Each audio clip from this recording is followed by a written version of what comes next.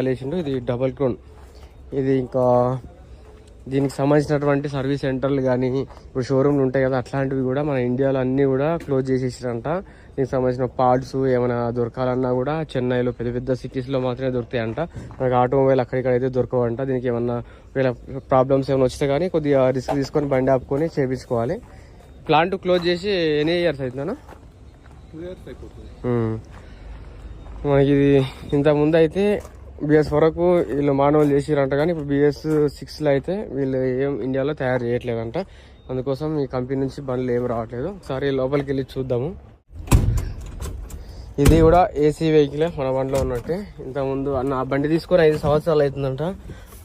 AC పనిచేస్తాను ఇప్పటి వరకు కూడా మంచిగా. ఇప్పుడు ఏసీ వేసుకుంటే నీకు ఏమైనా మైలేజ్ పరకు వస్తుందా? ఏం రాదా? Normal mileage. కొంతమంది అంటారు కదా నా ఏసీ వేస్తే మైలేజ్ రాదు అని. ఏమో అంటారు కానీ అసలు నాకైతే ఎప్పుడు ఏం తేడా పట్టలేదు. కానీ ఏసీ ఇప్పుడు ఏమైనా దీనికి సంబంధించిన ఫిల్టర్లు ఉంటాయా క్లీన్ చేసుకునేవి? ఏసీకి సంబంధించినవి ఒక ఫిల్టర్ ఉంది కదా ముంగల. అదే అవసరం. మనం ఎప్పుడు లోపలే వాడతాం కదా, అది బయట నుంచి వచ్చినప్పుడే ఆ ఫిల్టర్. ఇంకా ఇప్పుడు ఎక్కడ లోడ్ మరి ఏం తెలియదు. ఎప్పుడైనా తక్కువ లోడ్ వేయాలి కదా.